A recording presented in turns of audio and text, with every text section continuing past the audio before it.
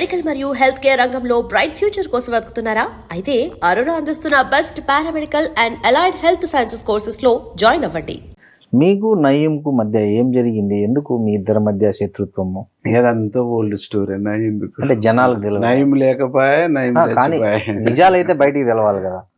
చాలా సార్లు ఆయన బతికున్నప్పుడు అంటే ఒకవేళ ఏదైనా ఆయన లేదు, రాములన్న సాంబశివుడన్నను టార్గెట్ చేస్తున్నటువంటి క్రమంలో మేమంతా టిఆర్ఎస్ లో ఉన్నప్పుడు టిఆర్ఎస్ లో ఉన్నటువంటి వాళ్ళందరినీ ఫోన్లు చేసి బెదిరించి హుకుం జారీ చేసి ఆ నల్లగొండల వినాయకుడిని పెట్టినప్పుడు ఆడికి రావాలి, కొబ్బరికాయ కొట్టాలి, మీరు అటెండ్ కావాలి, లేకుంటే చూస్తా చేస్తా అని ఇట్లా చాలా సందర్భాల్లో ఇది చేసిండు. మీ పిల్లల్ని కూడా లేపేస్తా అని ఇంకా అంటాడు. ఇంకా ఆయన అనకు మీరు ఎట్లా దాన్ని ఫేస్ చేశారు? ఇక మేము ఒక 20 ఏళ్ళు విప్లవోద్యమంలో ఈ జీవితం ప్రజల కోసం త్యాగం చేయాలి అనేటువంటి మరణ శాసనాన్ని నుదిటిన రాసుకున్నటువంటి వాళ్ళు భగత్ సింగ్ చెప్పినట్టు నుదిటినే మరణ శాసనాన్ని రాసుకొని 20 ఏళ్ళు ప్రజా విప్లవ రాజకీయాల్లో ఉన్నటువంటి వాళ్ళం. కాబట్టి ఈ ప్రాణం మీద, ఈ బతుకు మీద, ఈ జీవితం మీద ఈ ఒక్క క్షణం కూడా తీపి ఉండదు వీరేశాన్ని. జనం కోసము ఈడ చావాల్సి వస్తుంది, జనం కోసం ఈడ మనము త్యాగం చేయవలసి వస్తుందంటే దానికి ఎప్పుడైనా సిద్ధపడతాం, అంతే తప్ప దానికి ఏ రోజు కూడా పెరికితనము, బతుకు మీద తీపి, సంపద మీద తీపి అనేటువంటి వీరేశం జీవితంలో. ఆయన జస్ట్ మిమ్మల్ని గణపతి మండపంలోకి పోయి రమ్మంటే మీరు ఎందుకు పోలేకపోయారు? అంటే మీకు జనరల్ గా అంటే నన్ను ఆదేశించవలసింది నేను ఉన్నటువంటి పార్టీ. ఓకే, నన్ను డిక్టేట్ ఈ పార్టీలోనే చాలా మంది నన్ను డిక్టేట్ చేయవలసింది నేను నమ్ముకున్నటువంటి రాజకీయ పార్టీ, నేను నమ్ముకున్నటువంటి నాయకుడు. ఇట్లాంటి రౌడీలు, గుండాలు వీళ్ళు డిక్టేట్ చేస్తే వాళ్ళ డిక్టేటర్షిప్కు నేను భయపడిపోతే నేను నా ప్రజల్ని, నన్ను నమ్ముకున్న కేడర్ నేనేం కాపాడుకోలేను కదా. అంటే ఒకటి ఉంది బయట ప్రచారం, నయీంని ఎన్కౌంటర్ చేయడానికి పోలీసులు అప్పటి ప్రభుత్వం పైన ఒత్తిడి పెంచిన వాళ్ళలో నయీం మీద ఏదో ఒకటి చేయండి అని మీరు కూడా ఉన్నారు అని ఒక.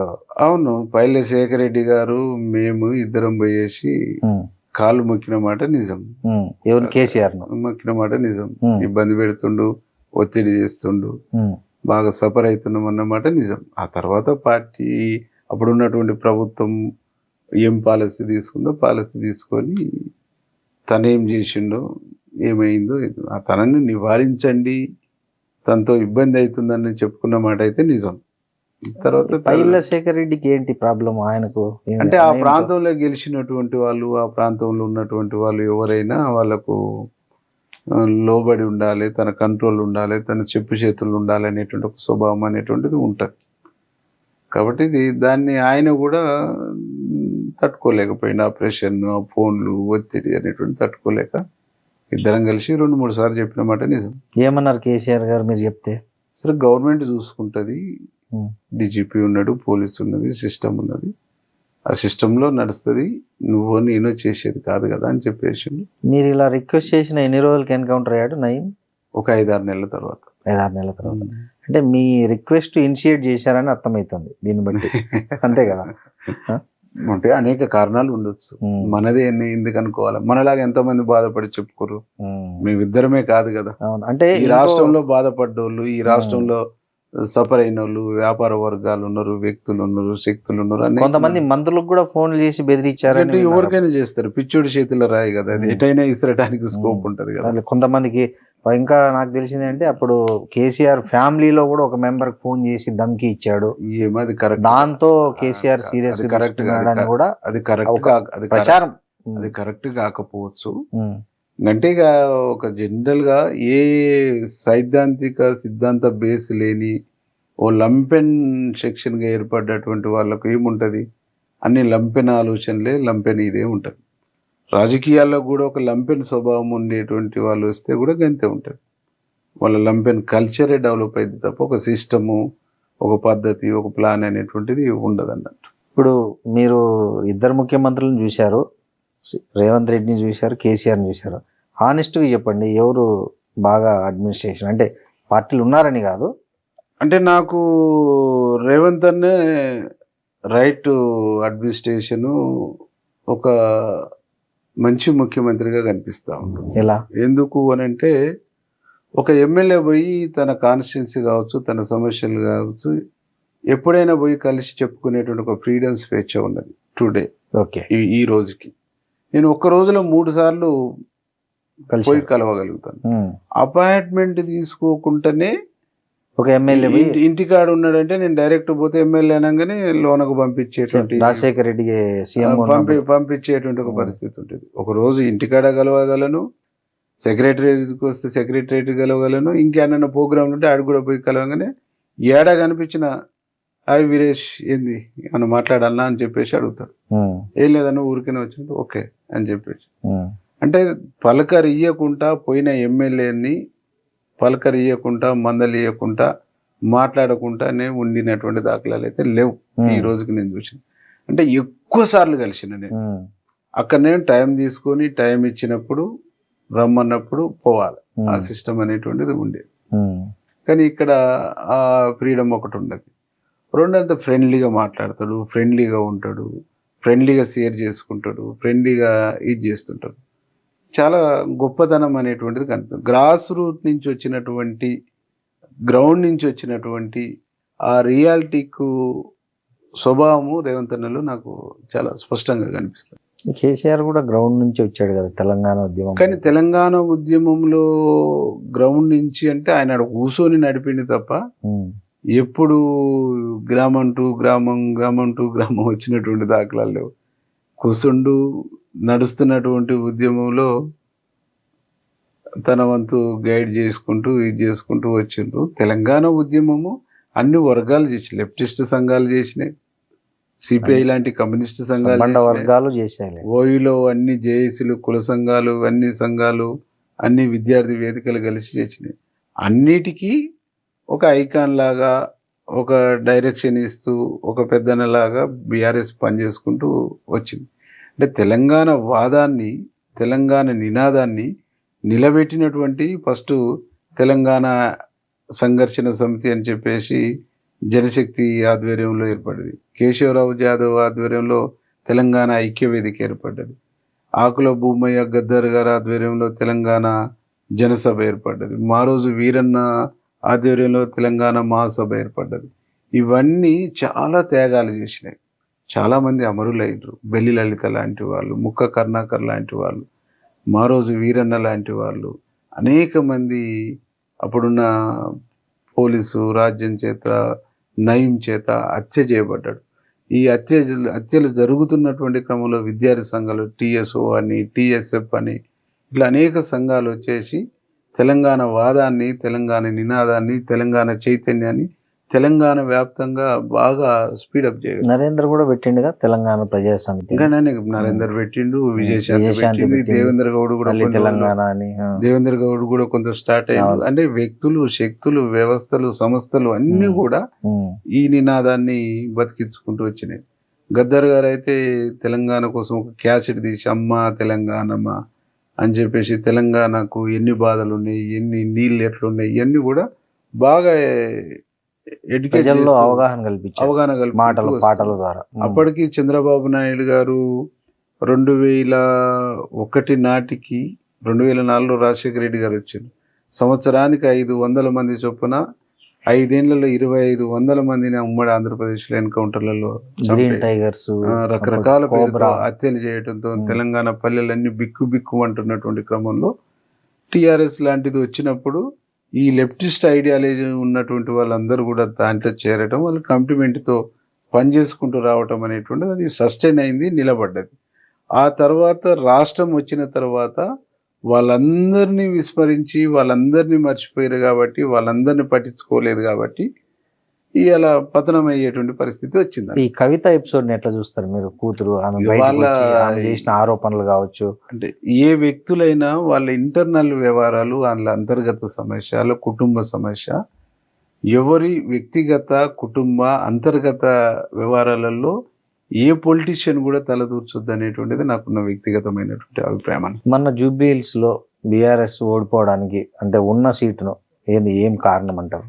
అంటే కేసీఆర్ అహంకారము, కేటీఆర్ అహంకారమే ఒక కారణం.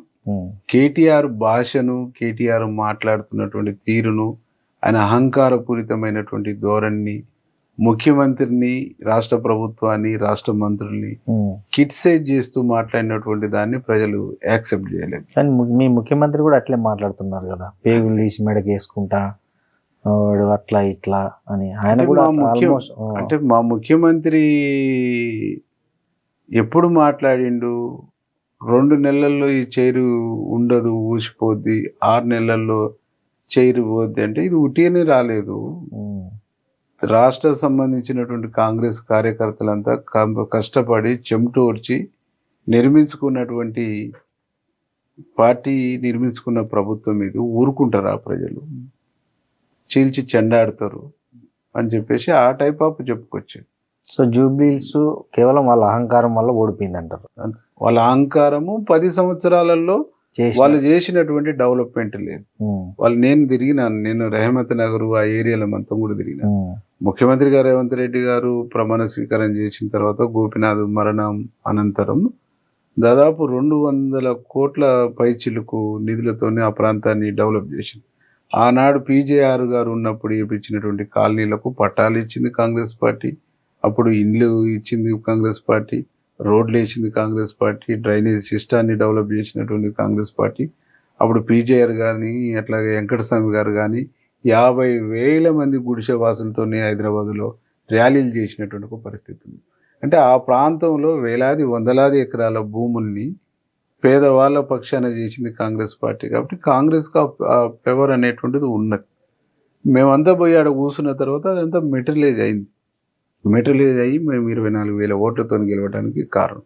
దానికి సూక్ష్మ స్థాయిలో, బూత్ స్థాయిలో, ఓటర్ స్థాయిలో ముఖ్యమంత్రి గారు ఇచ్చినటువంటి డైరెక్షన్, ఆయన ఇచ్చిన గైడెన్స్ అనేటువంటి చాలా గొప్పగా పనిచేసింది. కాబట్టి మేము గెలవగలిగినాం. వాళ్ళు అహంకారపూరితంగా మాట్లాడటము, అహంకారపూరితంగా ఇది చేయటము, వాళ్ళ అలా డబ్బు అహంకారము, వాళ్ళ పదవి అహంకారము ఇంకా పోలేదు అనేటువంటిది ప్రజల్లో ఉన్నది. కాబట్టి వాళ్ళు ఓడిపోయారు. ఇప్పుడు మీకు 10 మంది ఎమ్మెల్యేల అనర్హత కేసు ఒకటి ఉంది.